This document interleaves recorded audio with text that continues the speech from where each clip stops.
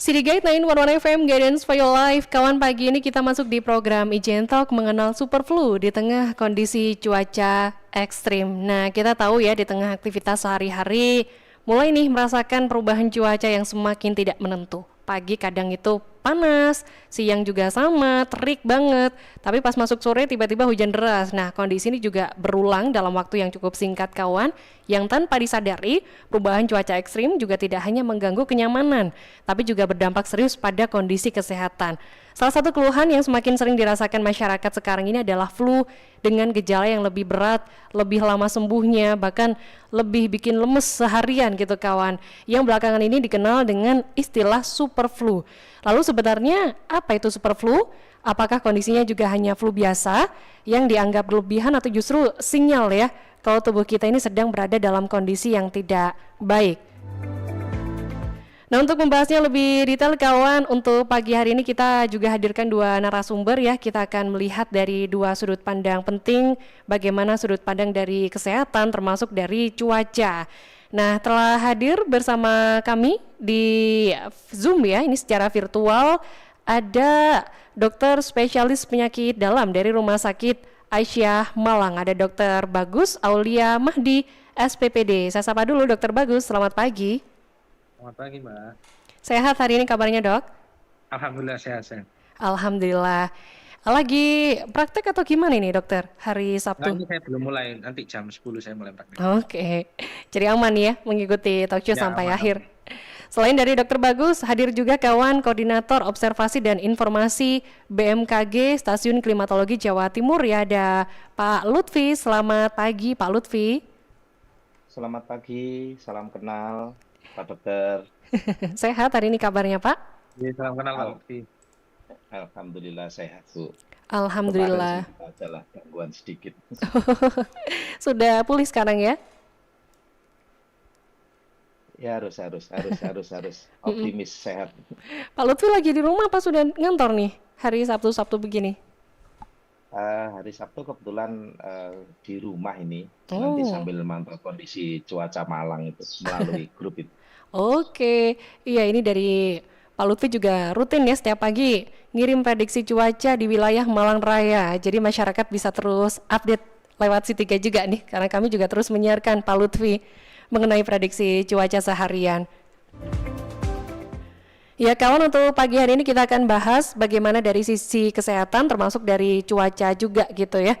Mungkin gambaran besar kondisi cuaca dulu saya ke Pak Lutfi. Pak Lutfi, akhir-akhir ini kan cuaca juga nggak menentu gitu ya, kadang panas terik, kadang tiba-tiba hujan juga. Bisa dijelaskan Pak Lutfi gimana kondisi cuaca ekstrim yang sedang terjadi di wilayah Jawa Timur, termasuk mungkin Malang Raya juga gitu. Terima kasih, selamat pagi pendengar Radio City Guide dimanapun Anda sedang berada. Dapat kami sampaikan seperti ini bahwa secara umum bahwa di wilayah Malang Raya khususnya itu sudah masuki dan sedang berada dalam posisi musim penghujan. Jadi kondisi-kondisi hujan ekstrim dan kondisi-kondisi yang sepanjang hari di mana langit Malang Raya secara umum untuk pantauan selama bulan Desember memang cenderung lebih tebal dan lebih banyak dan sering kondisi berawannya sehingga menyebabkan apa yang kita rasakan kondisinya seperti terpantau di beberapa hari ini.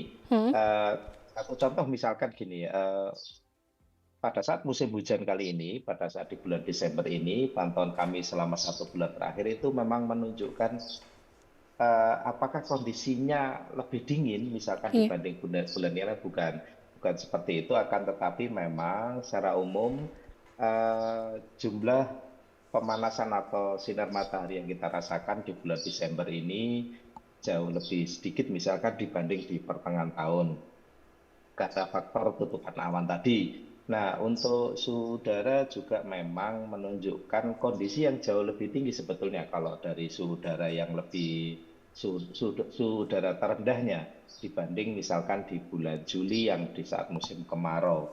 Nah, memang pantauan-pantauan yang kita sampaikan, yang kita lakukan itu memang menunjukkan bahwa curah hujan masih terus terjadi, jumlah curah hujannya juga cukup signifikan dengan Walaupun misalkan kita sempat mengalami beberapa hari tidak hujan kemarin selama 1 minggu, tapi secara umum hujan berlangsung cukup intens dari Hmm. awal Desember hingga terakhir yang cukup kita rasakan juga di malam pergantian tahun baru seperti itu. Nah, kondisi ini memang kondisi yang lumrah terjadi di saat musim penghujan. Demikian, Mbak. Oke. Iya, jadi bisa dibilang kondisi cuaca seperti ini tergolong normal, memang musiman gitu ya, Pak Lutfi. Ya, memang secara umum bahwa di wilayah Malang Raya atau Pulau Jawa pada umumnya itu mengalami pergantian musim hanya 2 kali, yaitu musim kemarau dan musim penghujan. Dan memang kondisi lumrah bahwa di saat Desember, kebetulan di tahun ini musim penghujan itu sudah dimulai atau berawal di bulan Oktober dan nanti ini juga belum terlihat secara khusus bahwa kapan awal musim kemarau atau musim hujannya ini akan berakhir. Dan kondisi-kondisi sepanjang hari berawan, sepanjang hari mendung, kemudian juga kondisi-kondisi hujan yang memang itu kondisi yang terjadi di daerah tropis seperti di Malang bahwa hujan akan dominan terjadi di siang hingga sore hari seperti yang kita rasakan beberapa hari terakhir ini, Mbak. Oke, tapi pada saat BMKG memprediksi adanya cuaca ekstrim, itu sebetulnya apa yang terjadi, Pak? Pertama bahwa BMKG melihat potensi jumlah uap airnya sepertinya. Jadi bahwa apakah jumlah uap air yang ada di atas atau di atas atmosfer ini terlihat lebih banyak atau lebih sedikit. Nah, itu bisa terpantau dari beberapa hal penyebabnya. Misalkan beberapa hari yang lalu disampaikan kewaspadaan karena tumbuhnya mungkin bibit badai tropis di selatan Bali atau di selatan Sumatera atau di selatan Pulau Jawa. Kemudian juga adanya faktor-faktor lain seperti gangguan-gangguan dalam skala harian yang kita kenal dengan istilah gelombang Rossby, gelombang Kelvin, low frekuensi dan juga MGO, itu hal-hal yang menyebabkan kondisi-kondisi kenapa di hari-hari tertentu hujannya bisa lebih banyak atau lebih sedikit. Seperti itu, Mbak. Jadi fenomena juga turut mempengaruhi, bahkan pengaruhnya juga cukup kuat ya Pak Lutfi pada kondisi cuaca ekstrim. Tapi kalau di beberapa tahun terakhir ini trennya seperti apa Pak untuk cuaca ekstrim? Yang tentu ini juga berdampak pada berbagai masalah gitu ya, pada kenyamanan, bahkan masalah kesehatan juga. Di sini kita tidak bicara trennya, kan Hmm? tetapi bahwa kemunculan-kemunculan kondisi ekstrim itu memang lebih sering terjadi. Kalau kita tarik jauh lebih ke belakang bahwa kita secara umum sudah mengenal namanya perubahan iklim, akan Hmm. tetapi yang sudah kita rasakan dampaknya sekarang itu lebih ke arah lebih seringnya kemunculan-kemunculan kondisi ekstrim yang mungkin masyarakat bisa mencermatinya, misalkan kalau cuma sekedar hujan lebat, mungkin juga disertai dengan petir, mungkin juga disertai dengan angin kencang, akan tetapi jika hujannya itu cukup intens dan lama, dampak yang cukup merugikan pertama kali tentunya adalah banjir, terutama banjir yang kita rasakan seperti di beberapa saat yang lalu di wilayah Kota Malang, seperti itu, Mbak. Oke, baik Pak Lutfi. Saya geser ke Dokter Bagus.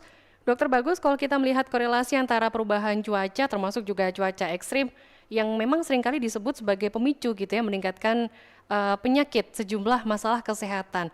Nah, itu sebetulnya bagaimana korelasinya, Dokter Bagus?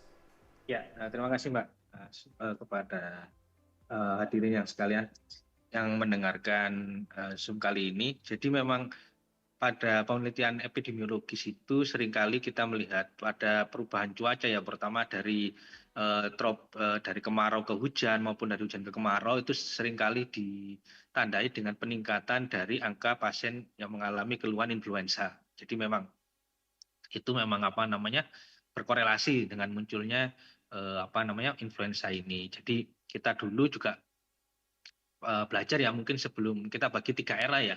Kita kan sekarang era post pandemi ya Pak ya. Hmm? Jadi sebelum pandemi pun kita juga mengalami sebenarnya setiap perubahan musim itu terjadi peningkatan kasus-kasus influenza karena kita berada di negara tropis yang punya 2 iklim. Jadi memang biasanya di antara pergantian cuaca itu gejala-gejala influenza itu terjadi. Ya, kenapa itu bisa terjadi? Karena memang terjadi suatu adaptasi pada tubuh kita terutama sistem imun yang innate, yang alami atau yang bawaan dari kita itu yang barrier pertama itu mengalami perubahan. Jadi yang biasanya dulu sudah teradaptasi dengan cuaca yang kemarau, kemudian berubah lagi dengan hujan. Nah itu biasanya terjadi perubahan sistem imun itu sehingga lebih lemah, sehingga kita rentan terkena flu, terutama yang di mukosa siliar hidung itu, seperti itu. Oke, tapi kalau lebih spesifik, yang paling mempengaruhi soal kelembapan udaranya kah, Dok, atau suhu ekstrimnya atau intensitas hujan yang lebih sering gitu? Ya macam-macam ya. Misalnya kemarin itu yang menarik dulu kita waktu pandemi itu pernah panas yang sangat terik ya kalau masa 2023 ya, pos pandemi 2023 itu panas terik. Itu pun juga influenza meningkat karena mukosanya jadi lebih kering, kemudian juga cuacanya juga agak lembab, walaupun nggak hujan ya waktu itu. Nah, itu Oke. juga flu-nya juga meningkat, tapi agak beda kalau di situ biasanya disertai dengan batuk yang lebih dominan daripada yang rinitis. Nah, kalau yang hujan biasanya itu rinitisnya lebih dominan daripada batuknya kayak gitu. Rinitis itu pilek itu, bukan? Pilek ya, Hmm. pileknya Oke. lebih dominan. Jadi udara lembab atau kering juga tetap Ya, sama-sama. tetap sama-sama dan yang perlu saya garis bawahi ya, influenza ini kan virus mRNA ya. Kita akan belajar karena COVID itu juga mRNA, jadi mutasinya itu cepat, ya mutasinya cepat dan biasanya berganti musim juga muncul varian-varian baru seperti itu. Oke. Jadi setiap tahun barangkali juga ada terus muncul nih varian-varian baru, Dokter Bagus Nggih. ya. Heeh. Ya, cuman yang membedakan influenza pada kondisi cuaca kering itu lebih sering ke batuk. Cuman kalau pas Ya, lembab gitu lebih sering disertai dengan gejala rinitis. rinitis. Oke, baik. Kalau kita tarik lebih detail, kembali ke topik soal super flu. Nah, ini gimana, Dokter Ya, ya. Bagus tanggapannya? Ini menarik ya. Jadi memang kadang kita itu seringkali diberi suatu istilah-istilah yang eh, hiperbolis ya, kayak super Hmm. flu, kemudian ultra flu atau yang lain mungkin seperti itu.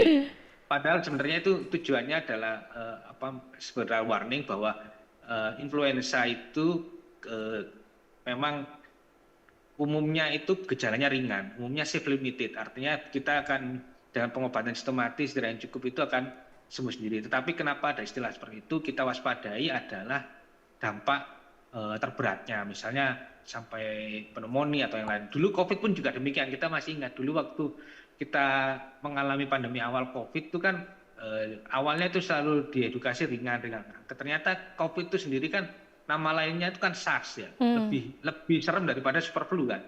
Jadi SARS itu Severe Acute Respiratory Syndrome. Jadi artinya ada gejala gangguan pernafasan akut yang mengancam jiwa. Nah, kalau super flu ini kan sebenarnya gejala flu-nya lebih lama dan lebih orang mungkin lebih struggle ya karena batuk pilek itu kan mengganggu pekerjaan aktivitas ya, di dalam jangka panjang seperti itu. Jadi yang diistilahkan super flu itu durasinya dia lebih lama dan dia lebih muncul gejala flu-nya juga lebih lama seperti itu. Terutama yang Oke. paling mengganggu itu biasanya suara habis parau, kemudian nyeri telan, kemudian disertai dengan batuk pilek dan batuk kering.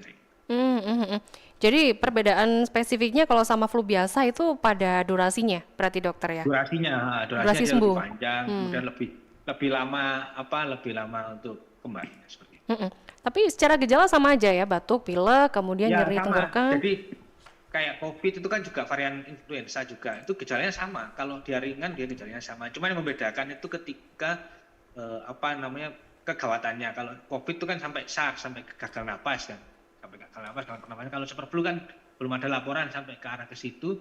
Cuman durasinya dilaporkan dia lebih lama sembuhnya kayak gitu. Kalau COVID itu kan clearance-nya itu 10 hari ya, 10 hari sampai 14 hari dia baru clearance waktu virus virulensinya menurun sehingga nanti ada perubahan gejala ya. Super flu itu kira-kira sama, kira-kira kayak gitu. Lalu dalam gejala apa masyarakat harus waspada di super flu ini, Dok?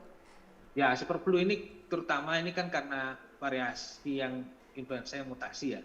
Terutama yang mengalami harus waspada itu pada 3 kelompok ya. 3 kelompok itu pertama anak-anak, kemudian lansia, yang ketiga adalah kelompok dengan komorbid. Komorbid itu apa? Penyakit penyerta, misalnya pasien dengan diabetes, hipertensi, kemudian penyakit kronis lain seperti jantung. Nah, itu yang perlu waspada karena di situ yang kelompok yang ketiga ya saya garis bawahi. Yang pertama itu ada kelompok yang masih imunnya masih dia baru belajar ya. Jadi biasanya rentan masuk kemudian dia untuk menginduksi adaptifnya sehingga dia mempunyai kekebalan lebih jangka panjang. Kalau yang lansia kelompok kedua itu karena imunnya sudah senescen atau sudah menua sehingga dia tidak responsif lagi terhadap adanya variasi yang muncul.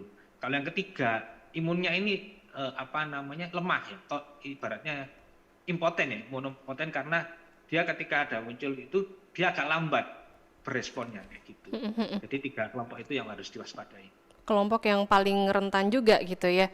Tapi Dokter Bagus, pengobatannya seperti apa yang bisa dilakukan di rumah? Ya sama untuk flu-flu yang lain. Pertama itu dari hand hygiene yang baik ya. Jadi pakai masker, cuci tangan, kemudian jaga jarak. Nah itu yang pertama ya. Kedua, prinsip dari influenza itu kan self limited. Artinya tergantung daya tahan tubuh kita dalam respon itu. Kalau daya tahan tubuh kita baik, biasanya itu self limited, tidak perlu pengobatan yang macam-macam ya. Seperti antivirus, kayak dulu kita COVID kan kita minum antivirus cukup banyak ya. Iya. Mungkin Mbak Anu pernah penyintas COVID? Iya, pernah dulu Dok. Nah kan saya juga penyintas dulu waktu COVID itu kan minum obatnya kan panjang gitu. Kalau superflu ini tidak sampai seperti itu. Yang paling diwaspadai adalah kalau superflu ini adalah infeksi sekunder pada kelompok yang rentan itu. Misalnya dia setelah flu ada infeksi sekunder yang masuk, infeksi bakterial yang itu bisa menimbulkan masalah lain misalnya pneumonia, sehingga itu yang harus waspadai sehingga perlu pengobatan lebih lanjut di rumah sakit. Oh ya, iya. Di Indonesia kan total ada 62 kasus katanya, Dokter Bagus ya. Jatim juga katanya sebagai penyumbang terbanyak. Malang ada juga nggak sih datanya, Dok? Kalau Malang, setahu saya di Rumah Sakit RSI Aisyah Malang sih belum ada. Ini yang membedakan ya. Jadi kasus-kasus yang seperti itu biasanya di center-center center-center pendidikan, misalnya di RSSA kalau di Malang, kalau di Surabaya di Dr. Sutomo ada Rumah Sakit UNER. Nah itu yang bisa melakukan pemeriksaan PCR antigen, swab PCR ya, supaya tahu jenis jenis terkonfirmasi flu-nya ini, gitu loh. Dari semalam dari Perhimpunan Penyakit Dalam sudah memberikan edaran ya, memang dari hasil yang ditemukan memang COVID pun juga ditemukan ada kasus, itu sebanyak 40 kasus tapi ringan. Kemudian yang superflu juga ada tapi juga ringan. Artinya masih belum sampai tahap yang mengkhawatirkan seperti itu. Oke, iya baik kalau gitu. Nanti kita akan lanjutkan diskusi kita pagi hari ini. Ini juga ada pendengar yang sudah join di WhatsApp. Nanti kita bacakan ya di segmen selanjutnya. Kawan tetap bersama kami di City Guide 911 FM. Jalan-Jalan Plus.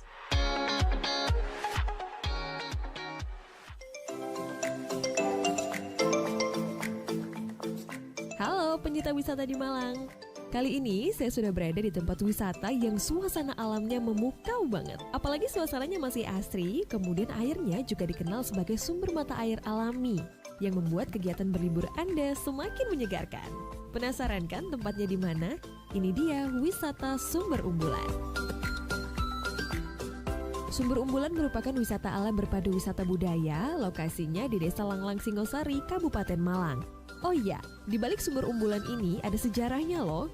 Kawasan cagar budaya di sekitar sumber mata air ini dengan struktur bata. Nah, diduga berasal dari Kerajaan Singasari pada abad ke-12 Masehi. Selain struktur batu bata, juga ditemukan alat lumpang untuk menumbuh gabah menjadi padi, serta pecahan struktur batu bata di kolam penampungan air yang dekat. Nah, terdapat dugaan bahwa sumber air ini memiliki kaitan dengan Kerajaan Singasari. Namun, penggalian untuk mencari peninggalan tersebut masih belum sepenuhnya dilakukan hingga saat ini.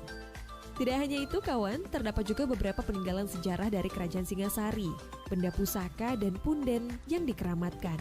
Itu juga membuat Sumber Umbulan menjadi kawasan wisata religi bagi umat agama Hindu maupun beberapa aliran kejawen yang biasanya berkunjung untuk beribadah atau sembahyang terutama saat malam satu suro. Kita sebagai warga negara yang baik harus saling menghargai, yang penting tidak merusak tempat ini ya. Gimana? Kalian tertarik? Ya ikuti saya berkeliling di wisata Sumber Umbulan. Jalan menuju Sumber Umbulan ini relatif bagus kawan. Anda disarankan untuk melihat Google Maps dulu ya, karena akan melewati tikungan, perempatan, dan pertigaan. Kalau Anda membawa mobil, disarankan untuk pelan-pelan saja, karena jalan menuju Sumber Umbulan ini cukup sempit, apalagi semakin dekat dengan tujuan. Lalu, Anda akan memasuki gang yang hanya bisa dilewati oleh kendaraan roda 2. Jika Anda membawa mobil, pasti akan kesulitan mencari tempat parkir. Karena tempat parkir hanya ada di belakang rumah warga melalui gang kecil. Itu pun hanya bisa untuk roda 2. Jadi lebih baik pakai roda 2 saja ya kalau ke sini. Anda juga tidak perlu banyak modal, cukup bayar 10.000 saja untuk parkir. Setelah memarkir kendaraan, Anda bisa memulai perjalanan serasa seperti kita sedang berpetualang di zaman Kerajaan Singasari. Bertemu jalanan yang cukup terjal, tapi juga dimanjakan dengan alam yang sangat indah dikelilingi oleh perkebunan dan persawahan, sambil menikmati udara yang segar dan adem banget seperti apa yang saya rasakan saat ini. Setelah 5 menit berlalu, Anda sudah sampai di kawasan wisata Sumber Umbulan. Nah, setelah itu, Anda bisa melihat bahwa sumber umbulan ini berupa sumber mata air yang jernih, dengan warna biru kehijauan dan seperti kaca. Karena kita bisa melihat jelas dasar kolam air melalui permukaan, berupa bebatuan dan tanah yang padat sehingga tidak menenggelamkan. Sumber ini juga dikelilingi oleh pepohonan besar, kemudian suasana alam yang asri, dan semilir angin khas dari pedesaan. Oh iya, saya sarankan Anda bawa baju ganti ya, agar Anda bisa berenang di sumber ini seperti saya, seger banget loh. Nah, jangan khawatir ya, untuk fasilitas yang disediakan juga cukup memadai seperti toilet, musola, gazebo untuk beristirahat, tempat bilas, dan juga warung. Tunggu apa lagi? Ayo rencanakan kunjungan Anda ke wisata Sumber Umbulan sekarang. Dan jangan lupa share keseruan Anda di media sosial City Guide 911 FM.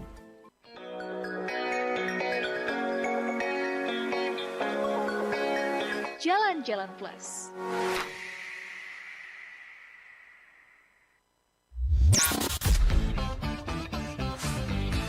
Guidance for your life. City Guide FM.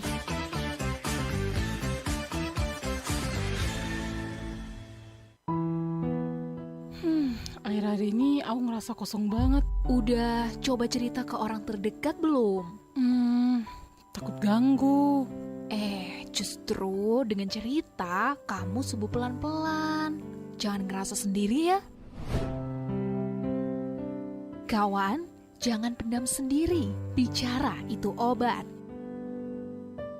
Iklan layanan masyarakat ini dipersembahkan oleh City Guide 911 FM.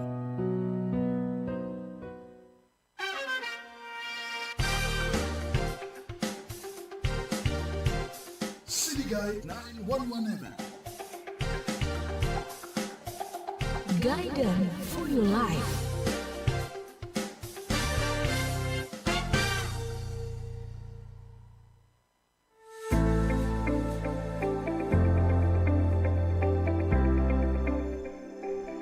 City Guide 911 FM Guidance for Your Life masih di Ijentok kawan mengenal superflu di tengah cuaca ekstrim. Ini ada satu pendengar yang gabung di WhatsApp, ada Pak Yudi.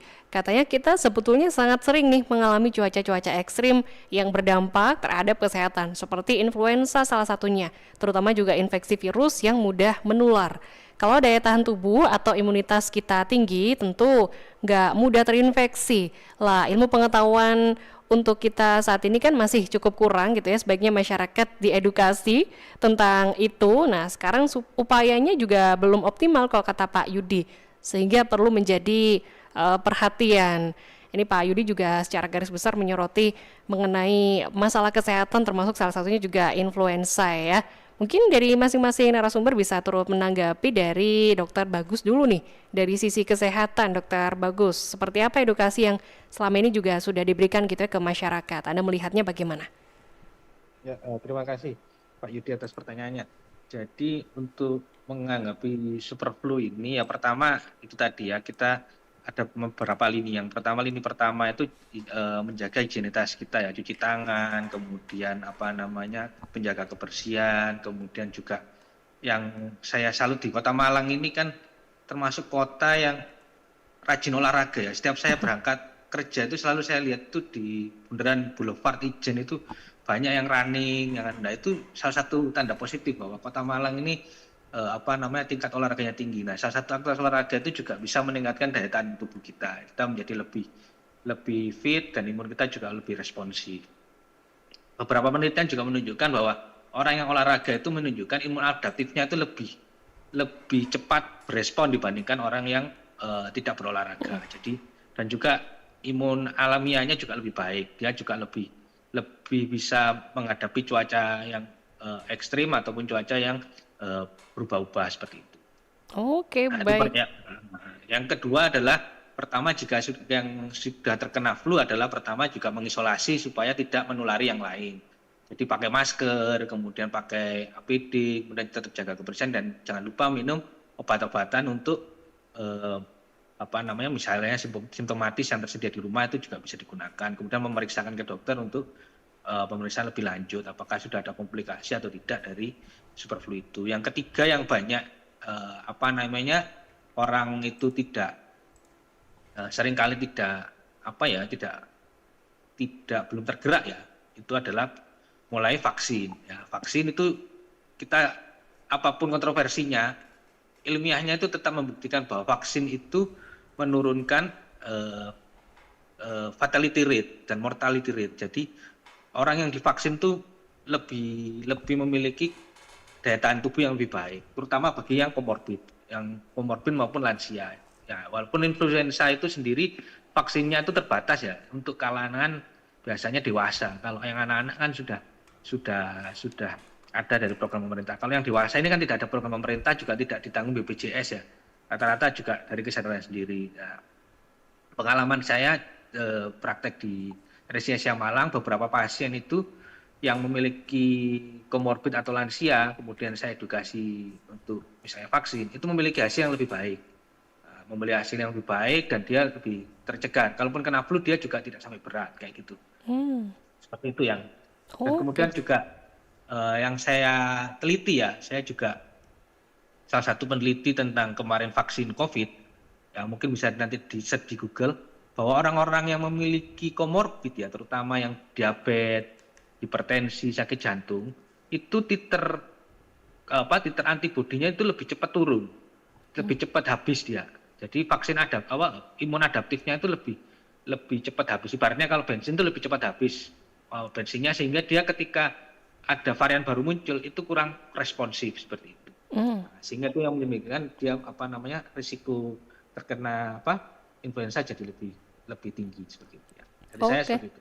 Baik, Dokter Bagus. Saya ke Pak Lutfi. Pak Lutfi, kalau dari BMKG bagaimana tanggapannya? Gimana masyarakat juga bisa memanfaatkan informasi termasuk peringatan dini gitu ya soal cuaca dari BMKG sebagai bagian untuk menjaga kesehatan, Pak? Terima kasih bahwa tadi ada satu hal yang perlu kita garis bawahi dari pernyataan Pak Dokter tadi sebelumnya, bahwa kemunculan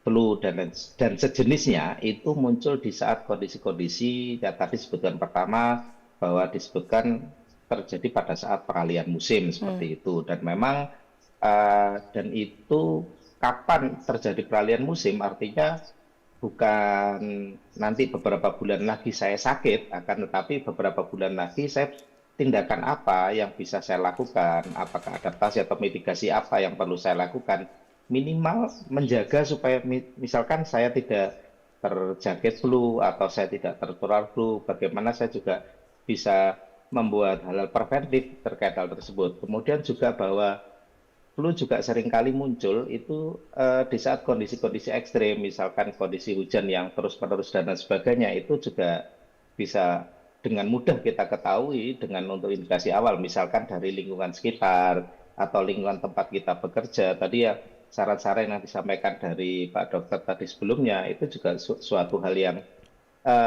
artinya bahwa seseorang terjangkit flu itu artinya tidak hanya dari kondisi alam saja, tapi juga bagaimana kita bisa menentukan langkah-langkah preventifnya berdasarkan tadi petunjuk-petunjuk yang sudah disampaikan oleh Pak Dokter seperti tadi, bahwa kita Malang secara umum misalkan kapan sih Malang nanti akan ada peralihan dari musim hujan dan musim kemarau, secara umum itu juga ada informasi dari BMKG. Secara umum nanti akan mulai berkurang curah hujan itu nanti akan memasuki akhir April hingga awal Mei. Artinya dari sisi Pak Dokter di bidang kesehatan itu sudah bersiap-siap dari sekarang. Wah, ini mulai meningkat nanti pasien saya nih nanti di akhir bulan April atau nanti di awal bulan Mei seperti itu, dan untuk masyarakat bisa melakukan langkah-langkah preventif yang seperti diuraikan sebelumnya. Seperti itu, Mbak. Tadi di TikTok ada yang sempat menanyakan juga, karena lagi live TikTok juga nih, Pak Lutfi. Kalau ini ya perannya dari modifikasi cuaca gimana Pak? Untuk mungkin menekan cuaca ekstrim gitu ya, yang tentu kita bisa lebih aware juga pada masalah kesehatan. Oke, terima kasih. Ini memang tadi disampaikan sebelumnya bahwa banyak muncul istilah-istilah yang dalam tanda kutip tadi hiperbolik tadi disampaikan ada super flu, ultra Iya. flu, dan sekarang ada teknologi modifikasi cuaca yang sebelumnya lebih dikenal masyarakat hujan buatan. Eh, Sebetulnya terkait upaya TMC itu ada fungsi utamanya itu yang pertama adalah memindahkan kondisi cuaca ekstrim itu tidak terjadi di suatu tempat akan tapi dijatuhkan lebih awal di tempat yang lain yang tidak menimbulkan kondisi ekstrim misalkan seperti itu dan itu menjadi tupoksi utama untuk mencegah hal-hal yang tidak kita inginkan yang menyebabkan terjadinya kerusakan dan diharapkan memang terkait TMC itu sudah melalui perhitungan yang cermat bahwa nanti jatuhnya tidak di area yang lebih banyak penduduk dan lain sebagainya. Terus kemudian tujuan yang kedua TMC itu terkait pengisian waduk. Satu contoh kita punya waduk Sutami atau kita kenal dengan Karangkates, itu nanti di saat eh, memasuki pertengahan musim penghujan itu akan sudah bisa dihitung apakah kecukupan air ini untuk PLTA terkait untuk irigasi, apakah itu cukup selama musim kemarau. Nah, hal-hal itu yang akan dilakukan nanti di saat masuki musim kemarau dilakukan TMC. Jadi bukan untuk membangkitkan kondisi-kondisi ekstrim sehingga kemudian timbul lanjutan misalkan tadi penyakit dan lain sebagainya. Seperti itu, Mbak. Oke, dari BMKG rutin ini memperbarui prediksi cuaca ekstrim. Kata Pak Lutfi tadi, mungkin bulan April Mei bakal ada lonjakan kasus nih, ada potensi seperti Dokter Bagus. Gimana kalau dari tenaga kesehatan mengantisipasinya? Ya kita antisipasi dari dari berbagai lini tadi ya. Biasanya kalau saat ini tuh malah yang di lapangan ya. Di lapangan yang di IGD hari ini tuh saya dilapor itu malah yang meningkat kasus DB malah. Hmm, Kasus DB malah yang meningkat dibandingkan superflu itu. Superflu kan kadang ya itu tidak muncul sampai ke IGD karena gejala self limited dan aturan BPJS kan tidak bisa memasukkan itu ke IGD karena tidak ada tanda-tanda kegawatan misalnya dari tensi, dari respirasi, dari saturasi kan belum sampai kecuali muncul infeksi sekunder pneumonia sampai RR-nya meningkat tinggi sampai desaturasi baru muncul. Nah, yang muncul di lapangan di ini malah kasus DB yang meningkat. Biasanya kalau dari data yang saya pelajari ya, dari 2 tahun terakhir itu memang Desember, kemudian Januari, Februari, Maret itu yang akan meningkat adalah DB kayak gitu. DB-nya yang meningkat demam berdarah. Kemudian kasus pneumonia biasanya juga meningkat, tapi pada kasus komorbid. Nah, kasus komorbid ini menjadi apa namanya tanda tanya kan? Ini apakah pneumonia viral atau pneumonia yang karena bakterial. Kebanyakan yang hasil kita periksa di lapangan itu bakterial. Jadi mungkin dia secondary infection. Jadi influensanya sudah turun, sudah tidak melakukan apa-apa, tapi infeksi sekundernya masuk karena daya tahan tubuhnya turun, menimbulkan masalah seperti itu. hmm, hmm, hmm. Tadi Dokter Bagus Jadi juga memang sempat menyoroti ini juga ya, Dokter, soal komplikasi. Jika nggak iya ditangani, komplikasi rata-rata memang apa? yang terjadi kalau pada usia rentan itu komplikasinya yang datang ke kita di rumah sakit itu komplikasinya seperti pneumonia, kemudian apa namanya sudah muncul penurunan fungsi paru, sudah gagal napas dan lainnya seperti itu. Iya, baik. Tadi juga Dokter Bagus sempat menyampaikan bagaimana kita bisa mencegah superflu itu menyerang kita gitu, termasuk menjaga kesehatan, bahkan rajin olahraga juga. Tapi pola hidup sehat barangkali seperti pemilihan makanan gimana? Itu juga turut Ya, berperan, Dokter. kalau makanan penting juga ya. Makanan kita tetap jaga ya, 5 sehat 4 sempurna seperti itu. Kemudian mungkin yang perlu diperhatikan adalah pada cuaca yang kering kita mungkin menghindari minuman-minuman yang terlalu manis atau yang terlalu kental ya. Seperti itu. Yang kering ya. Misalnya pada kemarau, perbedaan dari kemarau ke hujan biasanya panas terik kayak gitu, kita biasanya kan banyak minum es sehingga tenggorokan kering sehingga muncul sering gejala batuk itu. Nah, kalau yang musim hujan seperti ini, nah kita sebaiknya banyak yang hangat-hangat ya, seperti apa namanya, dan terutama kalau yang terlalu manis juga dikurangi ya kayak gitu. Jadi yang lebih hangat itu lebih baik, misalnya kayak sup, kayak misalnya air jahe kayak gitu lebih baik kayak gitu. Kemudian kurangi juga makanan yang fast food atau makanan-makanan yang tidak jelas pengolahannya ya, terutama pencuciannya seperti itu kita hindari seperti itu. Iya, itu sebagai Kalau yang sayuran biasanya yang disarankan itu kalau untuk musim kemarau itu biasanya yang buah yang punya banyak sari air ya. Kalau yang musim dingin seperti ini biasanya yang buah yang agak kering nggak apa-apa seperti itu.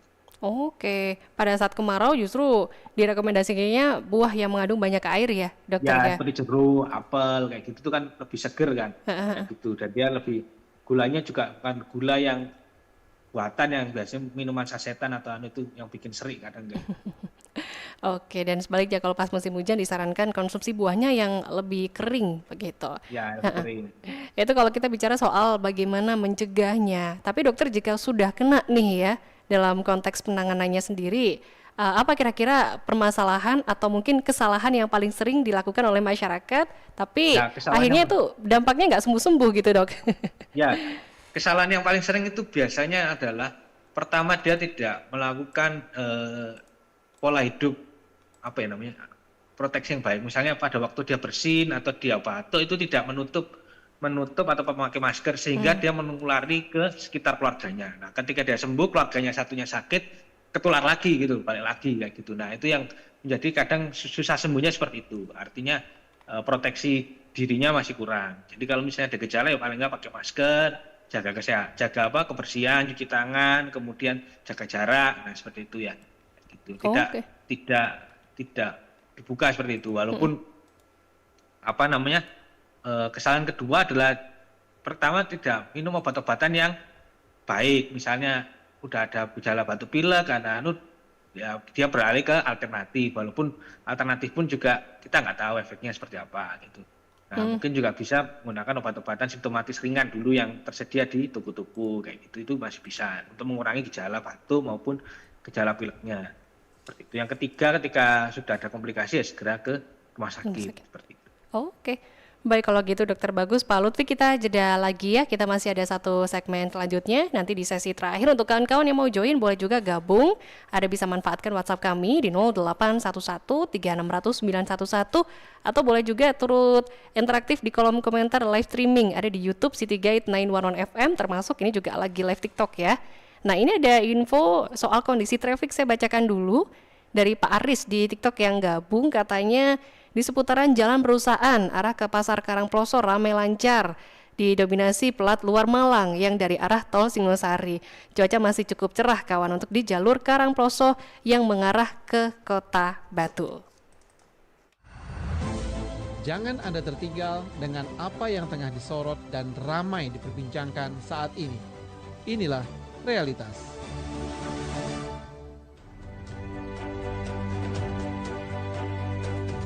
Banjir yang melanda sejumlah wilayah di Aceh dan Sumatera tidak hanya merendam rumah warga. Ia juga masuk ke ruang-ruang kelas, menyapu buku, meja, dan papan tulis. Dan di balik itu, ada proses belajar yang terhenti. Bencana ini meninggalkan kerusakan pada ratusan fasilitas pendidikan. Sekolah rusak, perlengkapan belajar hanyut, dan anak-anak kehilangan ruang untuk menimba ilmu. Di beberapa titik pengungsian, tenda-tenda darurat berdiri, bukan hanya sebagai tempat berteduh, tetapi juga menjadi ruang belajar sementara. Anak-anak mencoba kembali menulis, membaca, dan berhitung di tengah keterbatasan sarana dan situasi yang belum sepenuhnya pulih. Dari ratusan fasilitas pendidikan terdampak banjir di Aceh dan Sumatera, berdampak pada aktivitas belajar mengajar yang terhenti, sementara kalender pendidikan terus berjalan. Dan dalam kondisi ini, pendidikan menjadi kebutuhan mendesak, bukan sekadar layanan tambahan pasca bencana. Pemerintah melalui Kementerian Pendidikan Dasar dan Menengah menyalurkan 13,3 miliar bagi siswa terdampak bencana. Bantuan itu diwujudkan dalam bentuk school kit, perlengkapan belajar, serta dukungan pembelajaran darurat. Tenda-tenda sekolah didirikan agar anak-anak tetap dapat belajar meski jauh dari kondisi ideal. Namun pemulihan pendidikan tidak berhenti pada buku, tas, dan tenda darurat. Pemerintah juga menargetkan perbaikan sekolah agar siap digunakan pada awal tahun ajaran baru 5 Januari 2022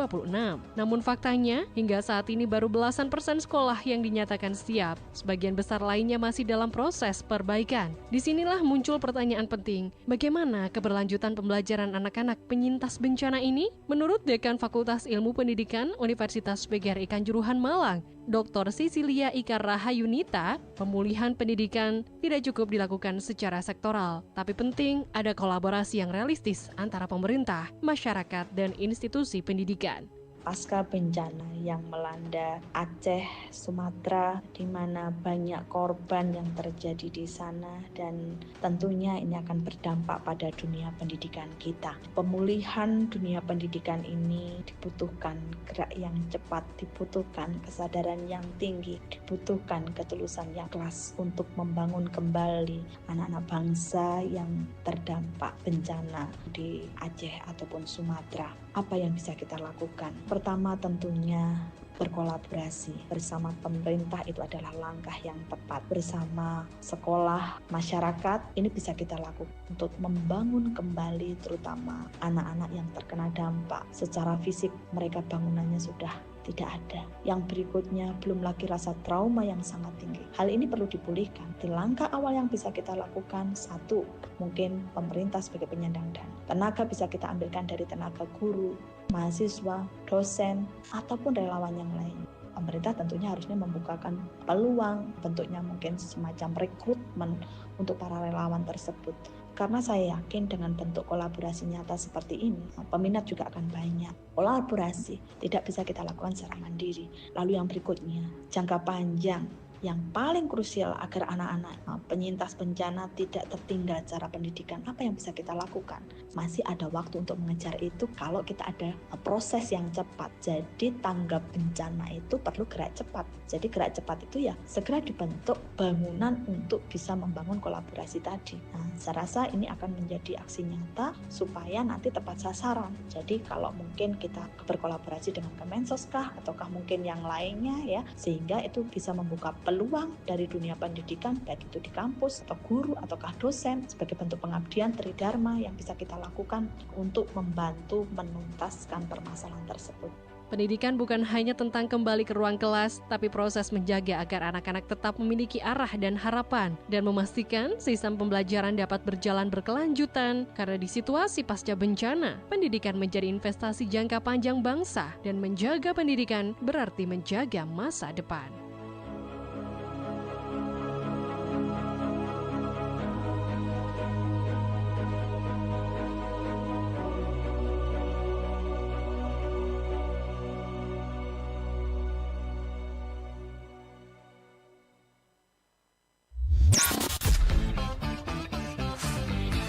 Guidance for your life.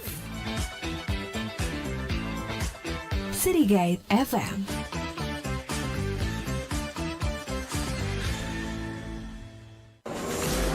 Di kota, drainase bekerja diam-diam, mengalirkan air, menjaga jalan tetap kering, mencegah genangan dan banjir.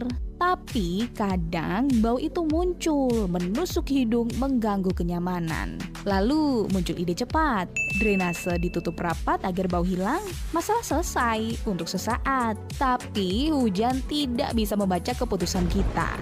Air mencari jalannya. Ketika drainase tertutup, aliran berhenti, genangan naik, jalan berubah seperti kolam, resiko kecelakaan, penyakit hingga banjir jadi ancaman. Padahal ada cara yang jauh lebih bijak dengan membersihkan, merawat, memastikan drainase tetap terbuka dan berfungsi, bukan ditutup hanya karena baunya. Informasi ini dipersembahkan oleh City Guide 911 FM.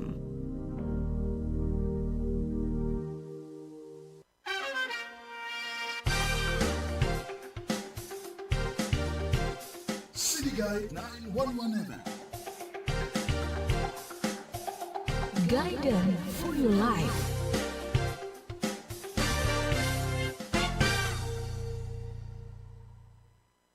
City Guide 911 FM, Guidance for Your Life, masih di program Ijento Kawan. Pagi hari ini kita bahas ya, mengenal superflu di tengah cuaca ekstrim. Kita tiba di sesi terakhir, saya juga mau minta masing-masing narasumber memberikan closing statement-nya gitu ya, pesan-pesan yang ingin disampaikan ke kawan-kawan pendengar.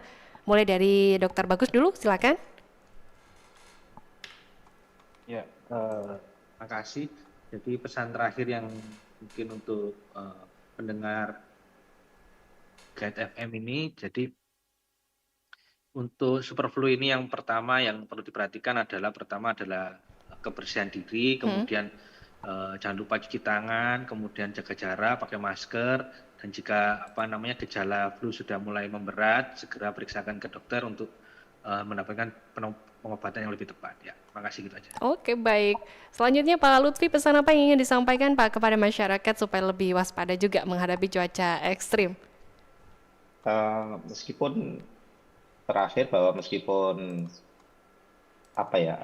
pertahanan ke arah diri sendiri yang lebih utama, masyarakat juga harus selalu update informasi cuaca dan iklim karena kondisi ekstrim itu masih akan terus terjadi, terutama di periode 1 hingga 10 Januari, karena kita di awal tahun sudah disambut dengan potensi-potensi ekstrim yang akan terjadi. Dan juga tadi sebelumnya saya sampaikan bahwa kondisi terkait flu, terkait penyakit pernafasan dan lain sebagainya itu mempunyai pola yang berhubungan erat dengan cuaca. Yang lebih penting adalah bagaimana pertahanan diri, bagaimana kita mitigasi diri kita untuk jauh lebih tangguh dan jauh lebih sehat. Terima kasih. Oke, baik. Terima kasih Dr. Bagus, Pak Lutfi untuk insight yang diberikan ya di sesi talk show pagi hari ini. Luar biasa kawan. Kita juga tahu ya jadinya super flu ini bukan flu biasa. Kondisinya muncul ketika daya tahan tubuh menurun ditambah dengan pengaruh cuaca ekstrim yang bikin tubuh bekerja lebih ekstra untuk beradaptasi. Di cuaca yang nggak menentu nih, perubahan suhu yang cukup drastis dan kelembapan yang cukup tinggi juga bisa menciptakan lingkungan yang mendukung penyebaran penyakit. Tapi di sisi lain kita juga punya kendali ya untuk melindungi diri sendiri melalui pola hidup sehat seperti yang tadi sudah disampaikan oleh Dr. Bagus, termasuk waspada pada gejalanya dan memanfaatkan informasi soal prediksi cuaca yang tepat yang sudah disampaikan oleh BMKG. Semoga diskusi ini juga menambah pemahaman kita, menambah kesadaran kita agar lebih siap menghadapi tantangan kesehatan di tengah kondisi cuaca ekstrim kawan. Saya Farica Umami pamit undur diri dari program Injentok pagi hari ini. Selamat pagi dan sampai jumpa kembali.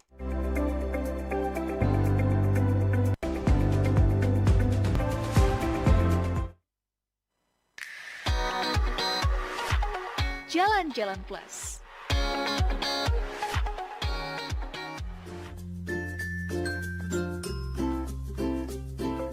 Melepas penat dari banyaknya pekerjaan dan keramaian kota dengan menikmati suasana alam bisa jadi pilihan untuk